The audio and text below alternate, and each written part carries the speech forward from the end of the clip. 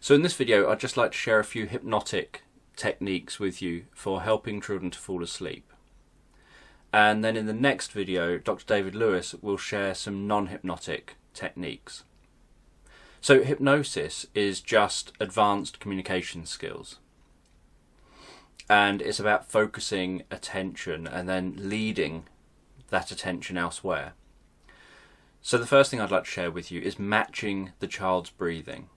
So it could be that your child watches a bit of TV at night or listens to something, say an audio recording, an audio story or something at night, and wants the parent to be sat there, wants you to be sat there with them while they're falling asleep. And while you're sat there with them, what you can do is breathe the same as them, or at least breathe in a rhythm that matches their rhythm. So children generally breathe faster than adults. So what you do is perhaps breathe one breath of yours for every two of theirs, or one breath of yours for every three of theirs. So as long as you get a rhythm and you're matching them, that's the important thing. And then while you're sat with your child, start to yawn and make yourself feel tired. Start to really believe that you're feeling tired. Now, when I say this to parents, most parents say to me, I have absolutely no trouble believing that I'm getting tired when I'm trying to put my child to bed at night. So just get that sense of feeling tired and start to yawn, deepen your breathing. So that you're breathing, so you've matched your child's breathing for a little while, perhaps 5 minutes or so. And now when you deepen your breathing, your child's breathing will start to deepen as well. And slump your shoulders, relax your shoulders. And then just sit there with your child and just breathe the same as your child. Breathe in that rhythm, but slowing their breathing down by breathing deeper, breathing of your own. And what that does is your child then starts to breathe deeper. Their breathing slows down. And they start to follow your lead, and then they start to fall asleep. So that's one hypnotic technique. Another is, for example, if you're listening to something or watching something with your child in their bedroom, just as they're falling to sleep, you can say to them, I'm really, really tired. Can you try and stay awake until the end of this program? Or can you try and stay awake until the end of this audio story, whatever it is? Can you try and stay awake so that you can tell me what happens if I end up falling asleep? And then do the breathing technique I've just talked about. But what you do is you close your eyes, yawn, and let yourself get absorbed in the idea of falling asleep with your eyes closed. And what that does is, the way the human brain works is sometimes a bit unusual. So when they are told to try to stay awake, they will find it harder and harder to stay awake, and they'll be more likely to fall asleep even quicker. So that kind of is a bit like reverse psychology. So that kind of telling someone to do something makes it so that they try so hard to do it that they end up getting the opposite. So most people have experienced that you know that there's a film on at, say, 11 o'clock at night. You try to stay awake. You think, I'm going to stay awake for that film. You try and stay awake for the film. It gets to 10 to 11 and you're fast asleep, and you wake up at 4 in the morning realising you've missed the film and you're still on the sofa or something. Or you've got an important meeting in the morning, so you decide, I'm going to get an early night tonight. You go to bed at 10 p.m. and at 2 a.m. you're still tossing and turning in bed trying to fall asleep. So the way the mind works is very paradoxical in that sense, that when you try to do something, you often get the thing you're trying not to have. So tell a child to stay awake and they're more likely to fall asleep. So something else I've done with teenagers, for example, in children's homes, is said, I'll give you, so say they get a certain amount of pocket money per week. I'll give you that pocket money first thing in the morning if you can stay awake until the morning. So this is a child who perhaps isn't going to bed. It's 11 o'clock at night, 12 o'clock at night. As staff, we want them to fall asleep. We want them to go to bed. But they're just not settling, not going to their room. We're saying go to bed, go to bed, go to bed. Obviously, what we're doing is setting up an argument there, because they're then saying no, no, no, and they're arguing back. So what you do is instead say, if you can stay awake for the whole night, I'll give you your pocket money first thing in the morning, rather than perhaps at 2 p.m. or something that it would normally be. And If they do manage it, you give them their pocket money, but you do not let them sleep through the night, through the day. So even if they're exhausted and they want to go to sleep at 2 in the afternoon, you make sure they stay awake. They may be stroppy with you, but you keep them awake all day long. And the reality is, once they've then been awake all the previous day, all night, all that day, when it gets to their proper bedtime, they're more likely to fall asleep then anyway. So the worst case scenario is they succeed on that one night, but now their sleeping rhythm will be back on track for them to fall asleep the next night. I have met some teens who can do a few nights in a row of staying wide awake, but as long as the parent, or in my case, as long as the childcare worker is being consistent and persistent, then you get the results. So the usual outcome is actually that as soon as you give them that challenge, I'll give you your pocket money in the morning, first thing in the morning, if you can stay awake all night, and then you just leave them to it, essentially. They then try so hard to stay awake that they fall asleep, because you've taken away that argument and that fight, and you've given them something to focus on, that when they start feeling tired, they think, no, I'm feeling tired, I'm feeling tired, I'm feeling tired.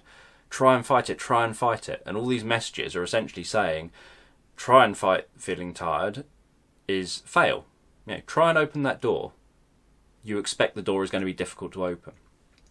So they start giving themselves these negative hypnotic suggestions, these suggestions for failure, and then they fail to achieve staying awake all night.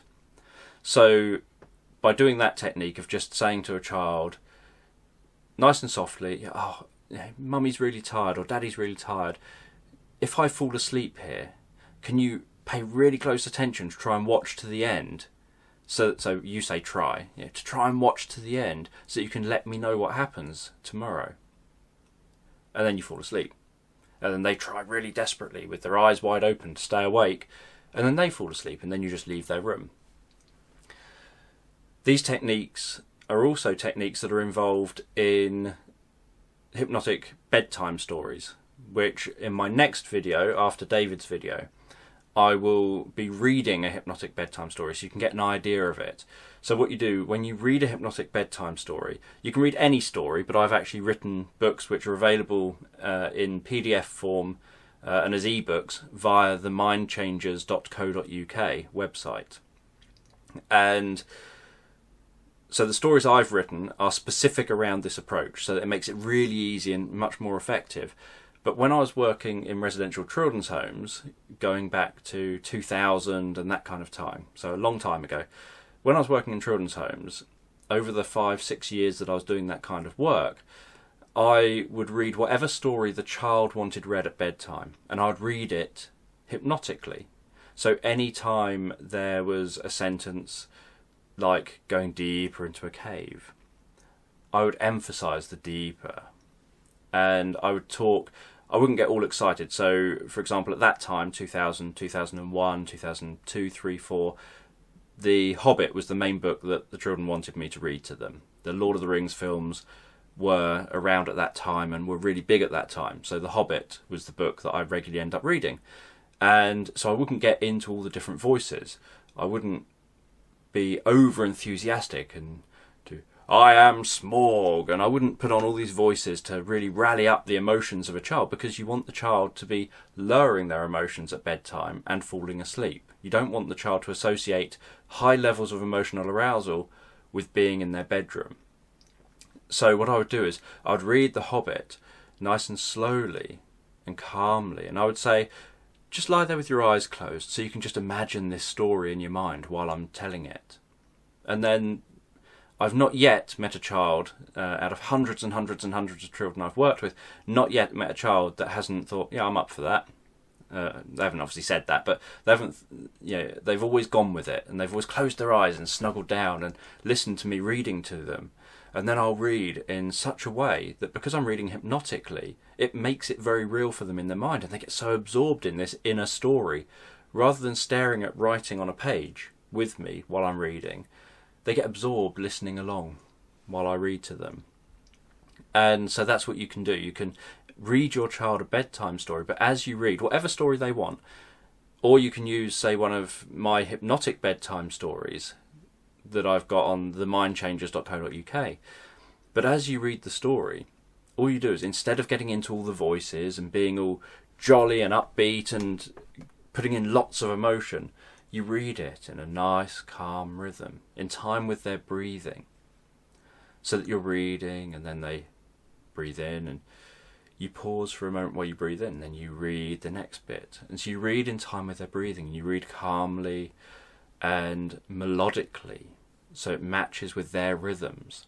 And what happens is they then latch onto it, and then they fall asleep. So you can do that as well as any time you see an opportunity to emphasize anything. And this is why I wrote my own stories, because then I could set up the opportunities on purpose. Whereas reading The Hobbit, you have to scan the writing perhaps half a page further down than you're reading out loud. You have to be scanning further down the page to look at what sentences are coming up and to find things like going deeper into a cave and entering a house, for example. And then they enter the house. And so transitions are very hypnotic. Journey talk is very hypnotic. Anywhere where there's movement or transitions is very hypnotic and helps to guide people into sleep. So you can do it with things like The Hobbit or whatever other storybook they want, but you can also use stories that are designed specifically for this kind of approach. But that's an excellent way to help your child to sleep. So you're reading to your child at bedtime, you're spending time with your child, which is all incredibly valuable at bedtime, to read to your child and spend that time there. And you're being present with them, you're making them feel valued, and you're also giving them this positive bedtime experience. And you're setting up a pattern. So when you do this night after night after night after night after night, it doesn't matter if they go to bed at, say, 8 p.m. or whatever time you get them to bed initially, and then they wake up 2 hours later, and then they wake up 2 hours later, and then they wake up 2 hours later. Just sit with them, read again. And then they wake up, sit with them, read again. And gradually they'll sleep longer and longer and longer, rather than sitting with them, reading, and then fighting with them 2 hours later when they're up, saying, no, I've told you, you've got to go to bed, you need to be in bed, rather than doing that, which cranks up their emotional levels and makes it less effective, makes it so they now associate negative feelings and strong emotion with being in their bedroom. You've got to do everything you can to make it so that the bedroom is associated with calmness, with peace, and with falling asleep. So that what you're essentially doing is making it so that when their head hits the pillow, they've got it so associated as years go by and they start growing up from, say, 2, 3, 4 years old, 5, 6, 7 years old. As they grow up, they're so associated with this idea that when their head hits the pillow, they close their eyes and they fall asleep with nice imagery in their mind where they've been following your stories, that becomes an ingrained part of just who they are and what they do. In the same way that when a child brushes their teeth every single day, twice a day, because a parent is saying to do it, it becomes so ingrained that by the time they're like 9, 10, 11 years old, it just is natural. They just naturally go and brush their teeth and know what they're doing. It's part of their everyday routine. In the same way as learning language becomes part of just something you know how to do. So it's the same thing, that it helps them later in life to be able to fall asleep well and handle sleep problems or stress and things like that much better, because whenever they go to bed through the rest of their life, their bedroom is always associated with calmness, peace, relaxation, and these positive feelings. So I'd love your comments below if you've tried these techniques out, or when you try these techniques out. Let me know how you get on. If you have any problems when you apply them, let me know the challenges that you have as well, and myself or David will answer those, and we'll see what other advice we can give, what other help we can give. And if you found this helpful, obviously give it a thumbs up. If you know a parent who perhaps is struggling with their child and with helping their child to sleep, then feel free to share this video with them and our other videos that can help to teach them some of these techniques that they can then go and apply and use. And if you haven't already, click the subscribe button, and that way you can be notified. We have a new video going live every single Friday, and you can check everything out obviously also on the website, themindchangers.co.uk.